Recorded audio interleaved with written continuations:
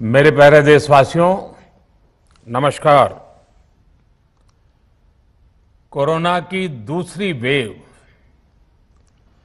और दूसरी वेव से हम भारतवासियों की लड़ाई जारी है। दुनिया के अनेक देशों की तरह भारत भी इस लड़ाई के दौरान बहुत बड़ी पीड़ा से गुजरा है।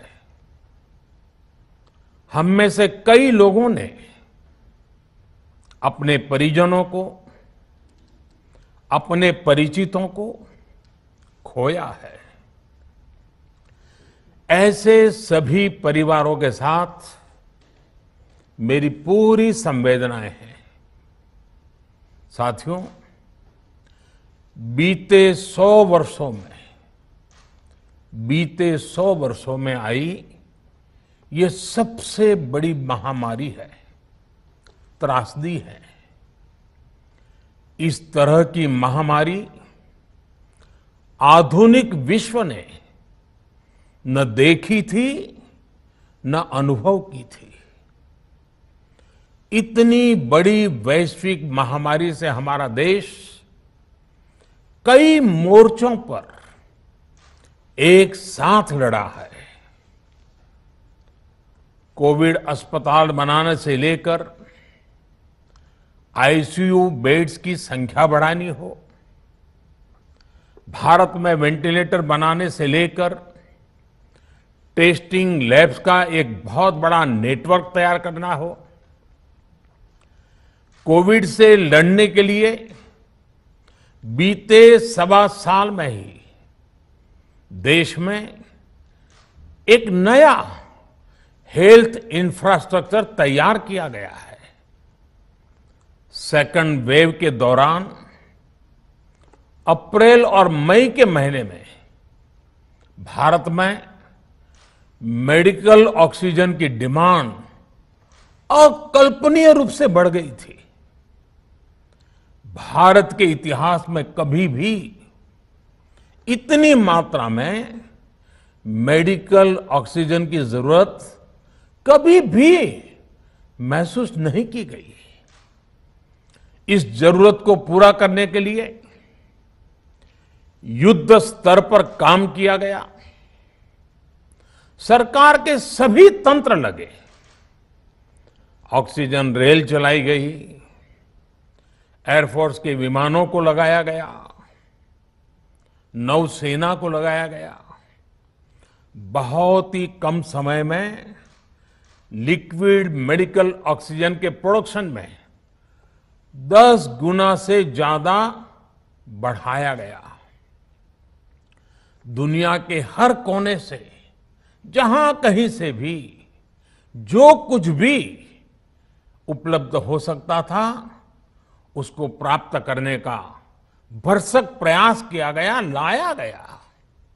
इसी तरह जरूरी दवाओं के प्रोडक्शन को कई गुना बढ़ाया गया। विदेशों में जहां भी दवाइयां उपलब्ध हो, वहां से उन्हें लाने में कोई कोर कसर बाकी नहीं छोड़ी गई। साथियों, कोरोना जैसे अदृश्य और रूप बदलने वाले दुश्मन के खिलाफ लड़ाई में सबसे प्रभावी हथियार कोविड प्रोटोकॉल है। मास्क, 2 गज की दूरी और बाकी सारी सावधानियां, उसका पालन ही है। इस लड़ाई में वैक्सीन हमारे लिए सुरक्षा कवच की तरह है।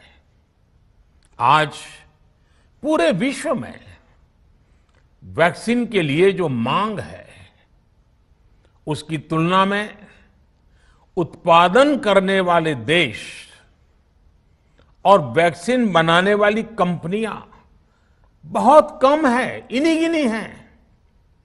कल्पना करिए कि अभी हमारे पास भारत में बनी वैक्सीन नहीं होती तो आज भारत जैसे विशाल देश में क्या होता।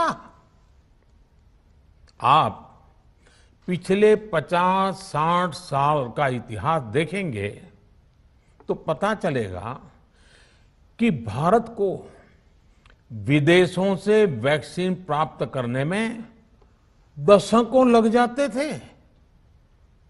विदेशों में वैक्सीन का काम पूरा हो जाता था, तब भी हमारे देश में वैक्सीनेशन का काम शुरू भी नहीं हो पाता था।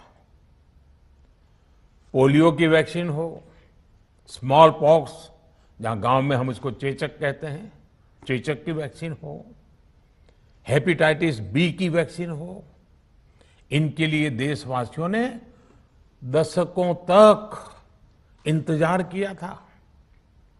जब 2014 में देशवासियों ने हमें सेवा का अवसर दिया, तो भारत में वैक्सीनेशन का कवरेज 2014 में भारत में वैक्सीनेशन का कवरेज सिर्फ 60% के आसपास था, 60% के आसपास था। और हमारी दृष्टि में ये बहुत चिंता की बात थी।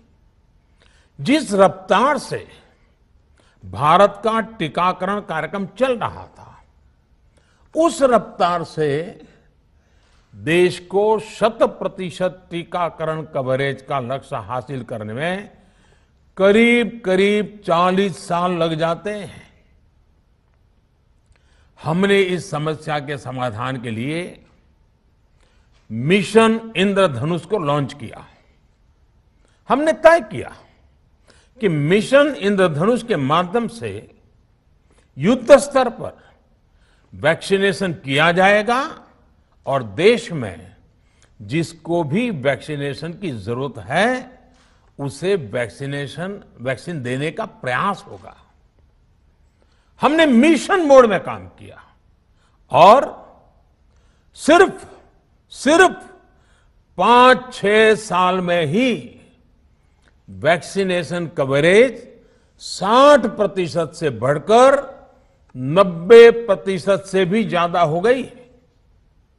60 से 90, यानी हमने वैक्सीनेशन की स्पीड भी बढ़ाई और दायरा भी बढ़ाया।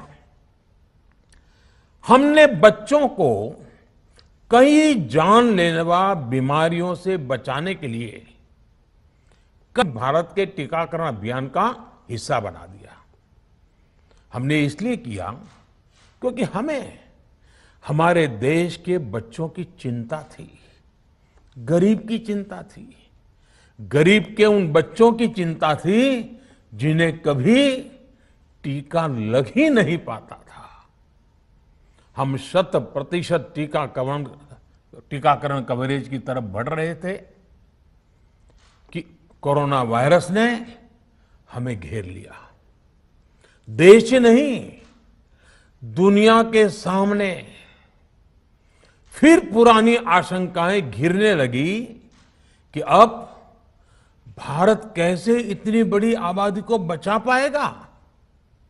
लेकिन साथियों, जब नीयत साफ होती है, नीति स्पष्ट होती है, निरंतर परिश्रम होता है, तो नतीजे भी मिलते हैं। हर आशंका को दरकिनार करके भारत ने 1 साल के भीतर ही एक नहीं बल्कि 2 made in India vaccine launch कर दी। हमारे देश ने, देश के वैज्ञानिकों ने ये दिखा दिया कि भारत बड़े बड़े देशों से पीछे नहीं है। आज जब मैं आपसे बात कर रहा हूं तो देश में 23 करोड़ से ज्यादा वैक्सीन की डोज दी जा चुकी है। 23 करोड़। साथियों, हमारे यहां कहा जाता है विश्वासेन सिद्धिः, विश्वासेन सिद्धिः, अर्थात हमारे प्रयासों में हमें सफलता तब मिलती है जब हमें स्वयं पर विश्वास होता है। हमें पूरा विश्वास था कि हमारे वैज्ञानिक बहुत ही कम समय में वैक्सीन बनाने में सफलता हासिल कर लेंगे। इसी विश्वास के चलते जब हमारे वैज्ञानिक अपना रिसर्च वर्क कर ही रहे थे, तभी हमने लॉजिस्टिक्स और दूसरी तैयारियां शुरू कर दी थी। आप सब भली भांति जानते हैं कि पिछले साल यानी 1 साल पहले, पिछले साल अप्रैल में जब कोरोना के कुछ ही हजार केस थे, उसी समय वैक्सीन टास्क फोर्स का गठन कर दिया गया था। भारत के लिए वैक्सीन बनाने वाली कंपनियों को सरकार ने हर तरह से सपोर्ट किया। वैक्सीन निर्माताओं को क्लिनिकल ट्रायल में मदद की गई, रिसर्च और डेवलपमेंट के लिए जरूरी फंड दिया गया। हर स्तर पर सरकार उनके साथ कंधे से कंधा मिलाकर चली। आत्मनिर्भर भारत पैकेज के तहत मिशन कोविड सुरक्षा के माध्यम से भी उन्हें हजारों करोड़ रुपए उपलब्ध कराए गए। पिछले काफी समय से देश लगातार जो प्रयास और परिश्रम कर रहा है, उससे आने वाले दिनों में वैक्सीन की सप्लाई और भी ज्यादा बढ़ने वाली है। आज देश में 7 कंपनियां विभिन्न प्रकार की वैक्सीन का प्रोडक्शन कर रही है। 3 और वैक्सीन का ट्रायल भी एडवांस स्टेज पे चल रहा है। वैक्सीन की उपलब्धता बढ़ाने के लिए दूसरे देशों की कंपनियों से भी वैक्सीन खरीदने की प्रक्रिया को तेज किया गया है। इधर हाल के दिनों में कुछ एक्सपर्ट्स द्वारा हमारे बच्चों को लेकर भी चिंता जताई गई है। इस दिशा में भी 2 वैक्सीन का ट्रायल तेजी से चल रहा है। इसके अलावा अभी देश में एक नेजल वैक्सीन पर भी रिसर्च जारी है। इसे सिरिंज से न देकर नाक में स्प्रे किया जाएगा। देश को अगर निकट भविष्य में इस वैक्सीन पर सफलता मिलती है, तो इससे भारत के वैक्सीन अभियान में और ज्यादा तेजी आएगी। साथियों, इतने कम समय में वैक्सीन बनाना अपने आप में पूरी मानवता के लिए बहुत बड़ी उपलब्धि है, लेकिन इसकी अपनी सीमाएं भी हैं। वैक्सीन बनने के बाद भी दुनिया के बहुत कम देशों में वैक्सीनेशन प्रारंभ हुआ और ज्यादातर समृद्ध देशों में ही शुरू हुआ। WHO ने वैक्सीनेशन को लेकर गाइडलाइंस दी। वैज्ञानिकों ने वैक्सीनेशन की रूपरेखा रखी और भारत ने भी जो अन्य देशों की बेस्ट प्रैक्टिसेस थी, विश्व स्वास्थ्य संगठन WHO के मानक थे, उसी आधार पर चरणबद्ध तरीके से वैक्सीनेशन करना तय किया।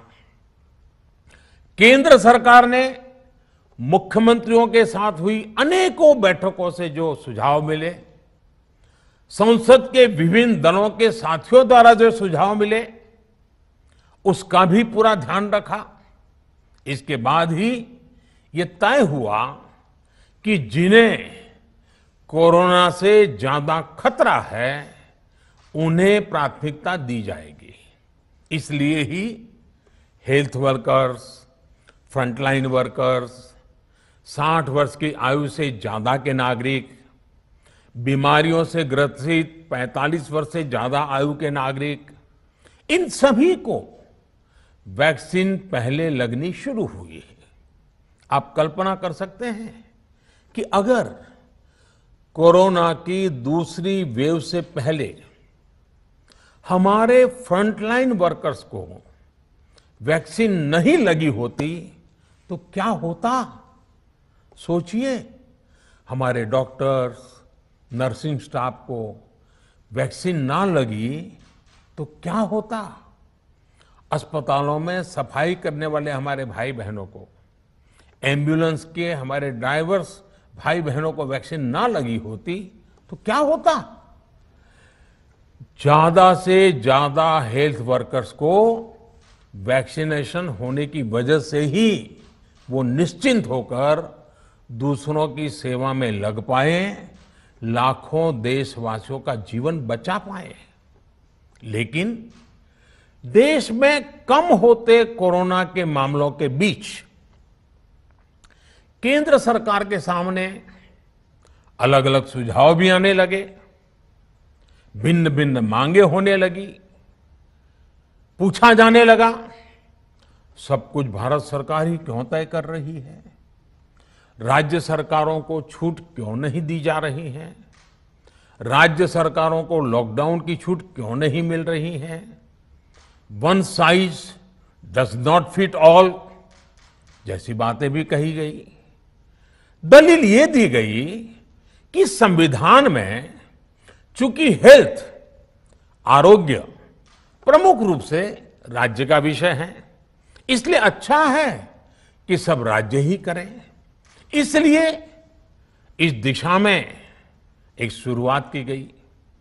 भारत सरकार ने एक बृहद गाइडलाइन बनाकर राज्यों को दी ताकि राज्य अपनी आवश्यकता और सुविधा के अनुसार काम कर सके।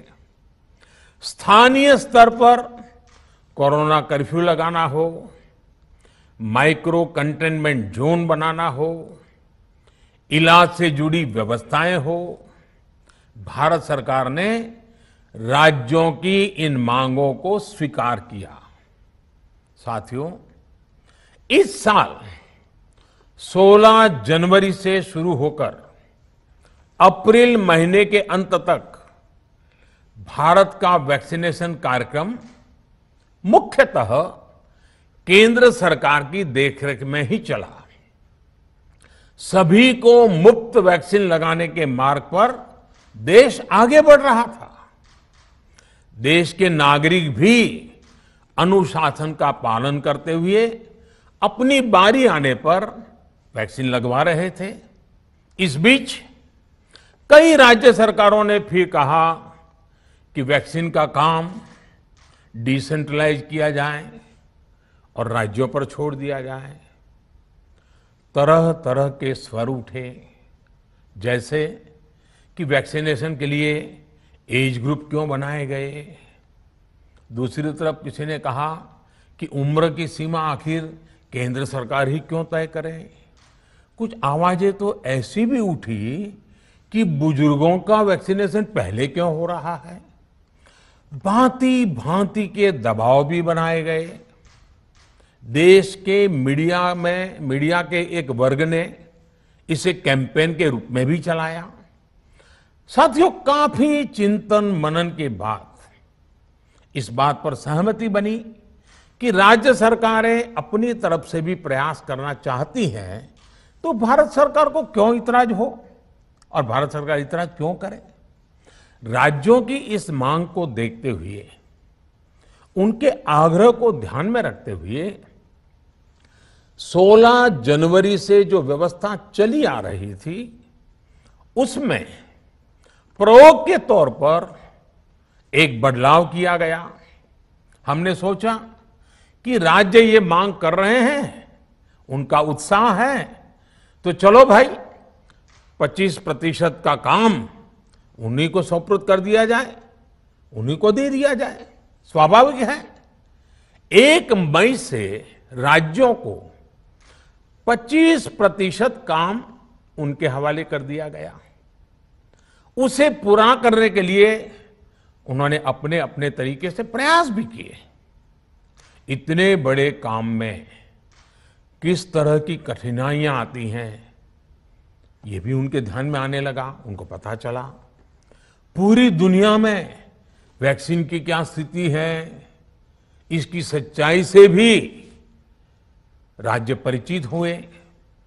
और हमने देखा एक तरफ मई में सेकेंड वेव, दूसरी तरफ वैक्सीन के लिए लोगों का बढ़ता रुझान, और तीसरी तरफ राज्य सरकारों की कठिनाइयां। मई में 2 सप्ताह बीतते बीतते कुछ राज्य खुले मन से ये कहने लगे कि पहले वाली व्यवस्था ही अच्छी थी। धीरे धीरे इसमें कई राज्य सरकारें जुड़ती चली गई।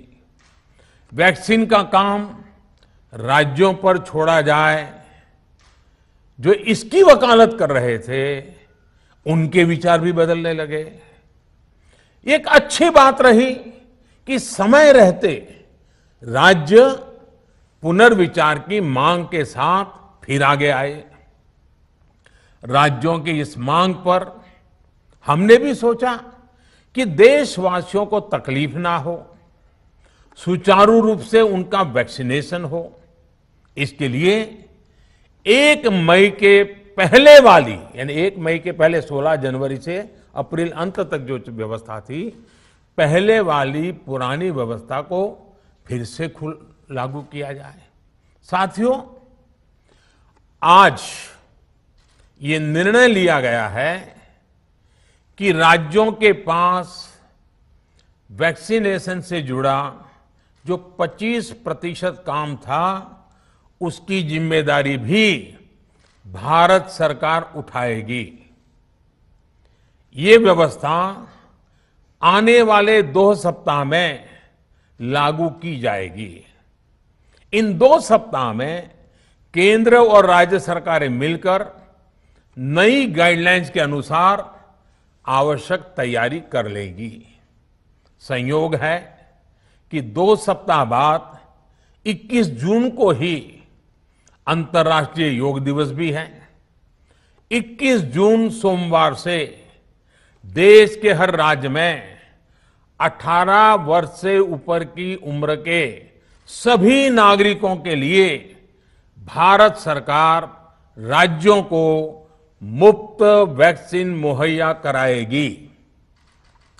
वैक्सीन निर्माताओं से कुल वैक्सीन उत्पादन का 75% हिस्सा भारत सरकार खुद ही खरीदकर राज्य सरकारों को मुफ्त देगी। यानी देश की किसी भी राज्य सरकार को वैक्सीन पर कुछ भी खर्च नहीं करना होगा। अब तक देश के करोड़ों लोगों को मुफ्त वैक्सीन मिली है। अब 18 वर्ष की आयु के लोग भी इसमें जुड़ जाएंगे। सभी देशवासियों के लिए भारत सरकार ही मुफ्त वैक्सीन उपलब्ध करवाएगी। गरीब हो, निम्न मध्यम वर्ग हो, मध्यम वर्ग हो या फिर उच्च वर्ग, भारत सरकार के अभियान में मुफ्त वैक्सीन ही लगाई जाएगी। हां, जो व्यक्ति मुफ्त में वैक्सीन नहीं लगवाना चाहते, प्राइवेट अस्पताल में वैक्सीन लगवाना चाहते हैं, उनका भी ध्यान रखा गया है। देश में बन रही वैक्सीन में से 25% प्राइवेट सेक्टर के अस्पताल सीधे ले पाए, ये व्यवस्था जारी रहेगी। प्राइवेट अस्पताल वैक्सीन की निर्धारित कीमत के उपरांत एक डोज पर अधिकतम 150 रुपये ही सर्विस चार्ज ले सकेंगे।